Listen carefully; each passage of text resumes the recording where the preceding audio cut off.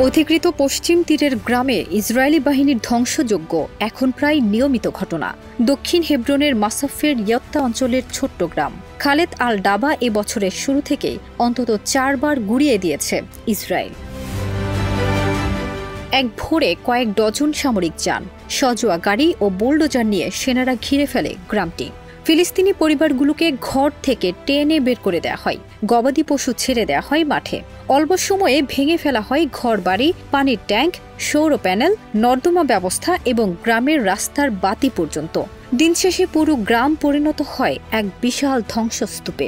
এলএমই certified বিশ্বসেরা কপারে তৈরি Walton cables, যা আপনার স্থাপনাকে রাখবে সব সময় নিরাপদ।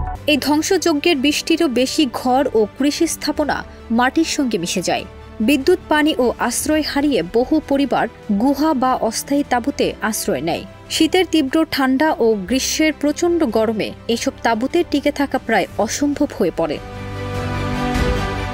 খালেদ আল ডাবা হেব্রনের দক্ষিণে 12টি ফিলিস্তিনি গ্রামের একটি, যা 1980-র দশকে ইসরায়েল সামরিক প্রশিক্ষণ অঞ্চল ফায়ারিং জোন 918 ঘোষণা করে। সেই থেকে শুরু হয় স্থানীয়দের উচ্ছেদ অভিযান। প্রতিবার ধ্বংসের পর মানুষ নতুন করে ঘর তৈরি করে, আবার ইসরায়েলি বাহিনী এসে তা গুড়িয়ে দেয়। জাতিসংঘের হিসেবে পশ্চিম তীরের প্রায় 20% এলাকা এমন সামরিক জোন ঘোষণার আওতায়। খালেদ আল ডাবায় বর্তমানে বসবাস করে মাত্র 120 জন মানুষ। তাদের 1/3 শিশু।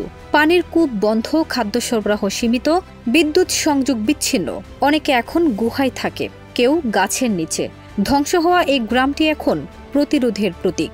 বারবার ভেঙে পড়েও এখানকার মানুষ এলাকা ছাড়তে অস্বীকৃতি জানাচ্ছে। তাদের কাছে এটি শুধু জমি নয়, এটি টিকে থাকার অস্তিত্বের লড়াই। আজ খালেদ আল ডাবার প্রতিটি পাথর, ভাঙা দেয়াল ও ধুলোয় ঢাকা গাছ সাক্ষ্য দিচ্ছে পশ্চিম তীরে ইসরায়েলি দখলদারিত্বের নির্মমতা এখনও শেষ হয়নি, বরং তা নতুন এক নাকবা সৃষ্টি করছে প্রতিদিন।